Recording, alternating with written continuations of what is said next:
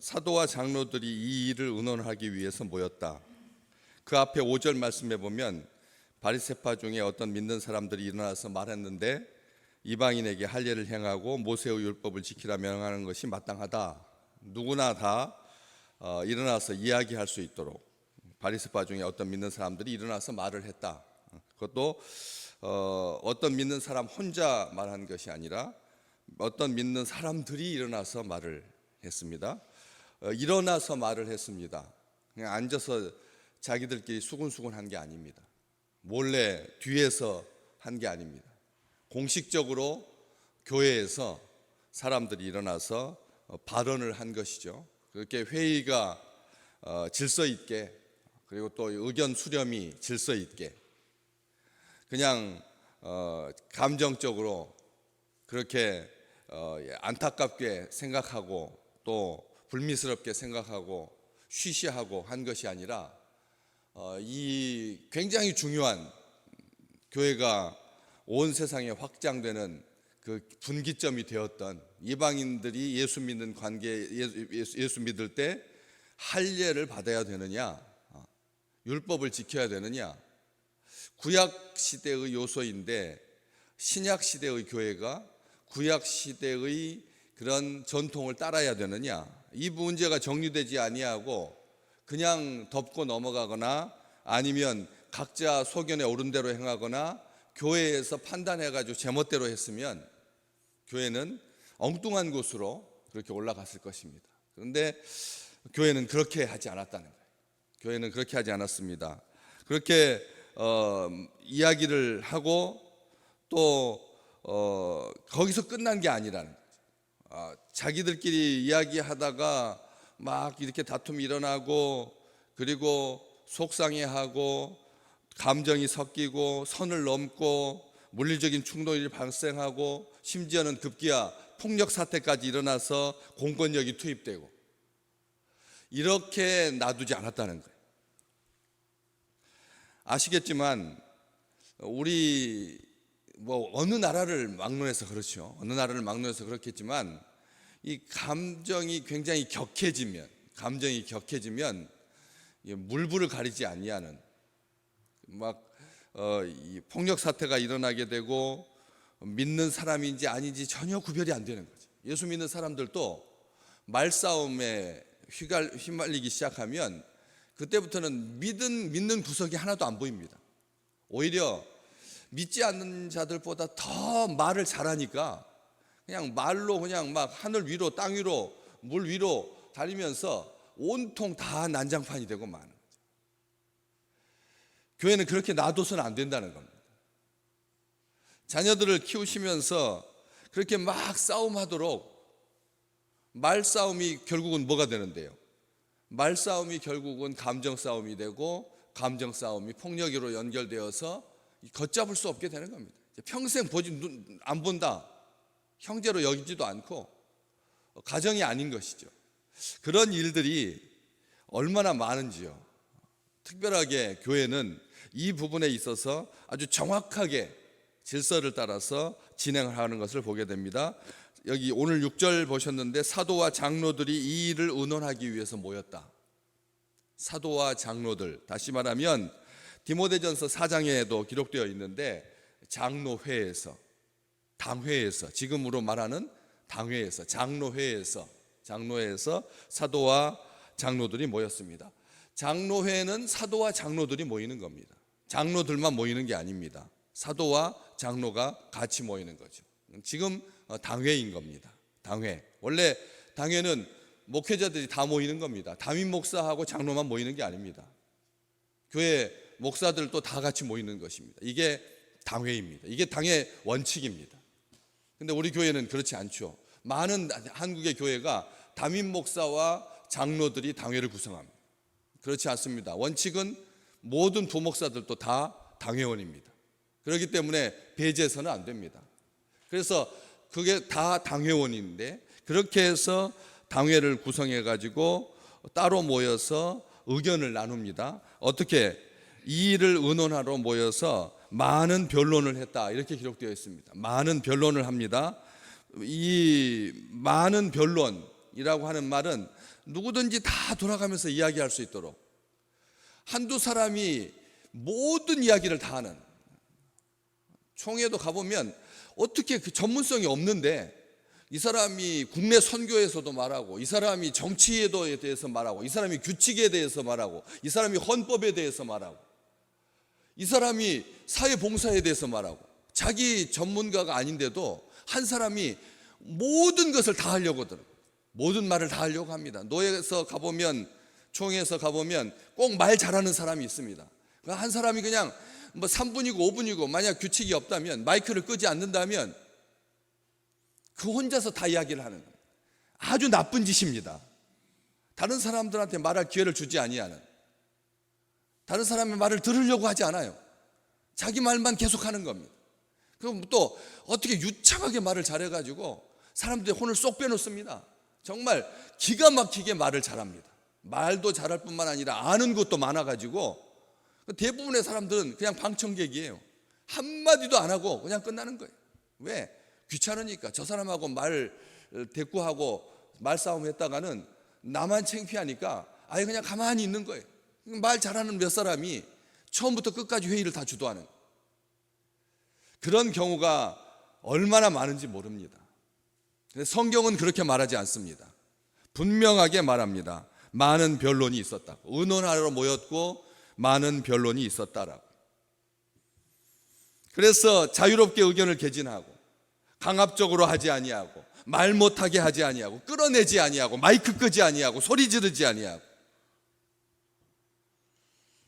사람의 생각이 어떻게 저렇게 다를 수가 있을까?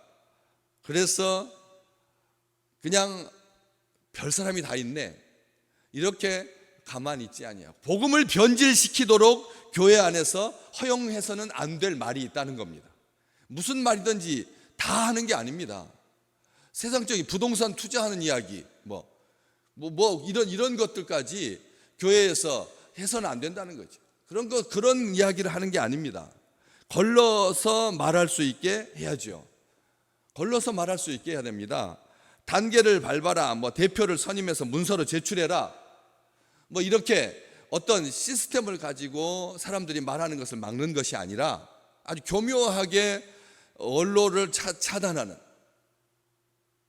우리 교회는 성숙한 교회에서 언권위원이라고 하는 게 있습니다. 은퇴하더라도 발언을 할 수 있는 그런 회원으로서 회의에 참석할 수 있도록 노예도 그렇고 당회도 그렇게 되어 있습니다. 노예에서도 언권회원이 있지만 회장한테, 의장한테 발언권을 얻어서 발언을 할 수 있고, 또 의장이, 회의의 책임자들이 부탁할 때 고견을 청취하겠습니다 하라고 그렇게 사전에 이야기를 한 사람이 발언을 하게 되어 있습니다. 우리 교회도 은퇴하신 장로님들 당회에 참석하지 않습니다. 언권 회원이신데 참석하지 않습니다. 일체 발언하지 않습니다. 어떤 특정한 사안에 대해서, 그 시절에 무슨 결정에 대해서 확인하고 싶을 때 그렇게 해서 당회에서 요청해 가지고 오셔서 말씀해 주십시오 하면 발언을 하지, 그냥 모든 당회에다 참석하시는 건 안 하고 있습니다. 좋은 전통입니다.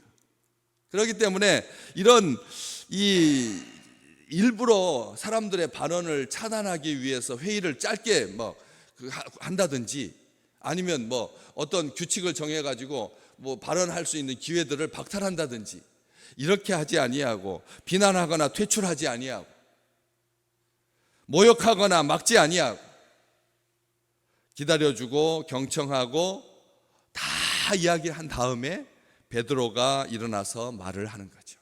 베드로가 일어나서 말을 합니다. 여기 쭉 보시면 알겠지만 베드로가 이야기하고, 그 다음에 12절 말씀에 바나바와 바울이 또 이야기하고, 그 다음에 또 누가 이야기하고, 예수님의 동생이었던 야고보가 이야기를 하고, 쭉 이어보면 야고보까지 일어나서 이야기를 하고 있는 것을 보게 됩니다. 그래서 순서대로 차근차근 말합니다.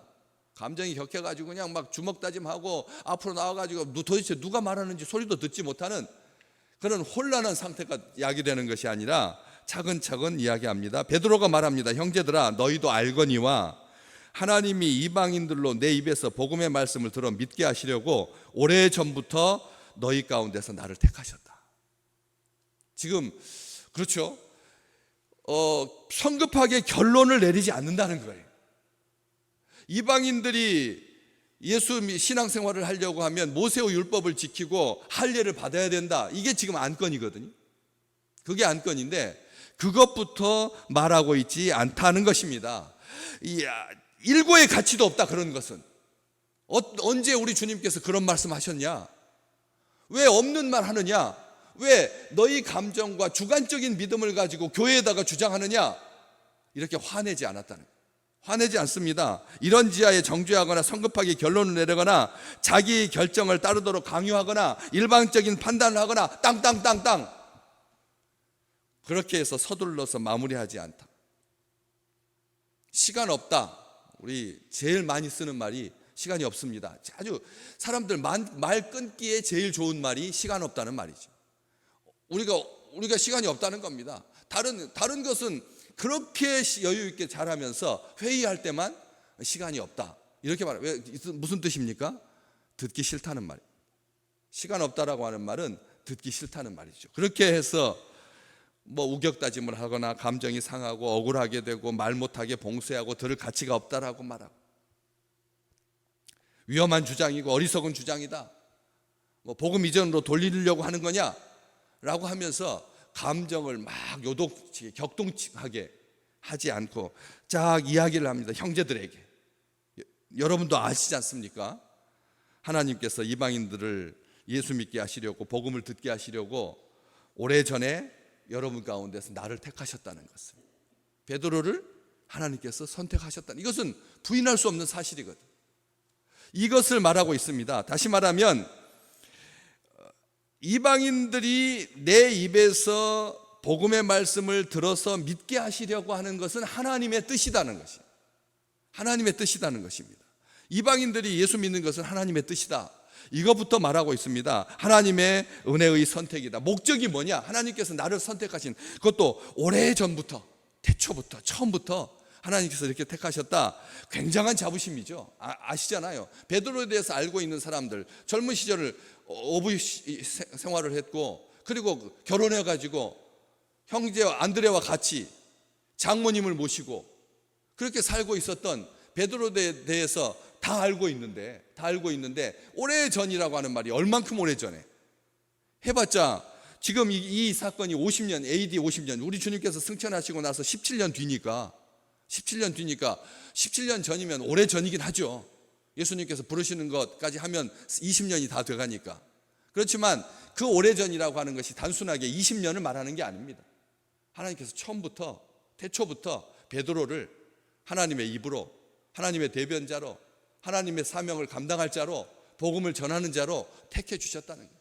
이것에 대해서 부인하거나 감정이 상할 리가 없죠. 그렇지 않습니까? 다 믿음의 백성들이 베드로를 특별하게 기둥같이 여기는 야고보, 그리고 사도 중에서 제일 선임이었고 사랑받았던 베드로와 야고보와 요한, 모두가 다 인정하는 그런 지도력에 대해서 베드로가 아주 분명하게 말하고, 이것은 하나님의 뜻이다. 이방인들이 복음의 말씀을 듣는 것이 하나님의 뜻이다. 하나님의 뜻을 따라 된 일이다.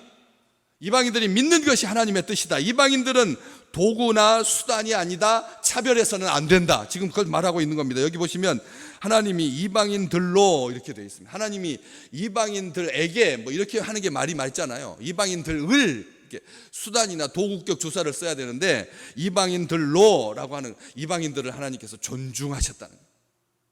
하나님이 귀하게 여기셨다는 겁니다. 이방인들을 목적이 아니고, 또 이방인들이 목적일 수는 없습니다. 이방인들이 도구여서는 안 됩니다. 목적이나 도구, 이것은 다 극단적인 겁니다. 너무 사람들을 인권이라고 하는 이름으로, 단순하게 소수라고 하는 이름으로 하다 보니까 나라가 제 멋대로 가고 있지 않습니까? 소수가 답이 아니거든요. 다수도 답이 아닙니다. 교회에서 다수가 답일 수 없습니다. 하나님만이 답입니다. 예수 그리스도가 답인 거죠. 그렇기 때문에 이것을 목적 삼지도 아니하고 수단이나 도구 삼지도 않았습니다. 하나님께서 이방인에게 정말 귀하게 여기셔서 하나님의 뜻을 따라서 이방인들이 믿게 하시는 것, 귀하게 여기시는 것, 복음의 말씀을 들어서 믿게 하셨다. 이방인들이 믿음을 가질 수 있도록 하나님께서 허락해 주신 거다. 하나님께서 허락해 주신 그 믿음인데 거기다 뭘 더하려고 하느냐. 하나님이 허락하셔서 믿은 건데, 하나님께서 허락해 주셔서 믿는 건데, 그 믿음을 가지고 왜 너희가 왜 이방인이라고 판단하고 믿음의 연조가 짧다고 판단하고 왜 그렇게 판단하느냐, 왜 나이가 어리다라고 판단하느냐. 여러분 6살짜리도 7살짜리도 여러분 은혜 받는 거예요. 사무엘이 몇 살 때 하나님의 음성을 들었는데요.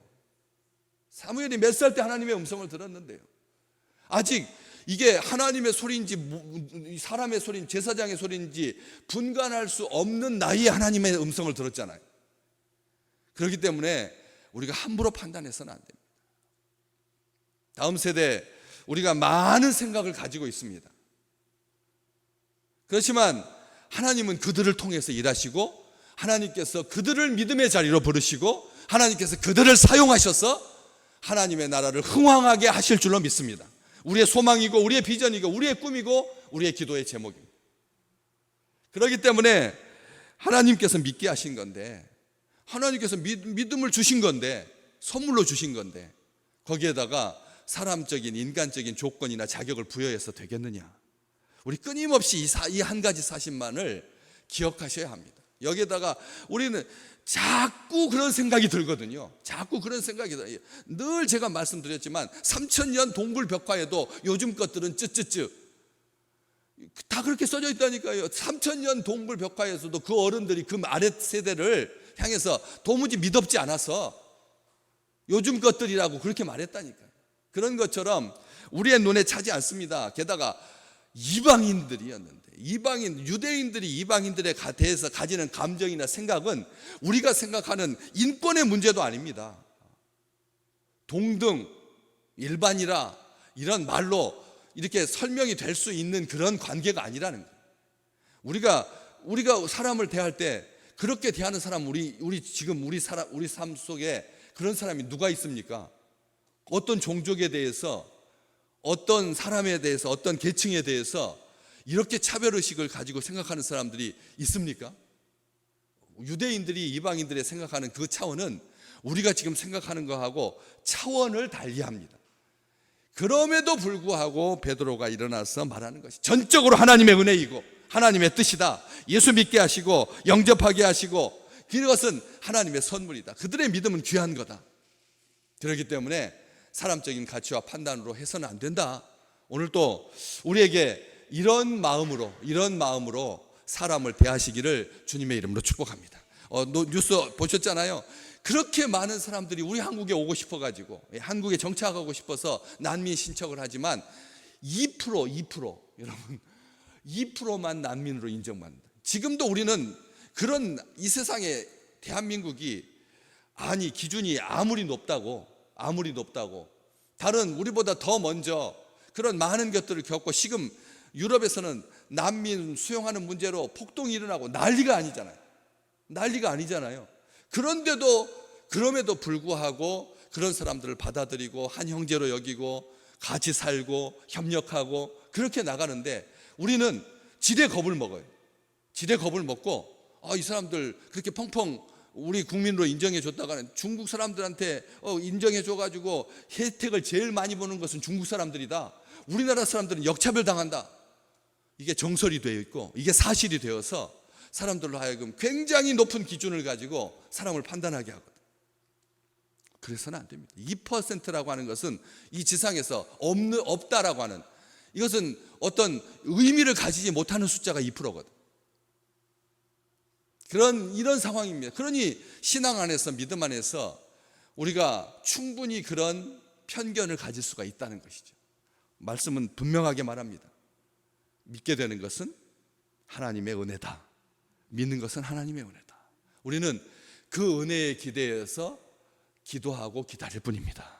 오늘 또 우리의 기다림이, 우리의 기대가, 우리의 기도가 하나님의 뜻을 이루고, 그리고 그들이 온전하게 세워져서 하나님의 영광 가운데서 하나님의 사명을 잘 감당하는 복된 세대가 되고, 그리고 복된 이방인들이 되고 모든 열방이 될 줄로 믿습니다.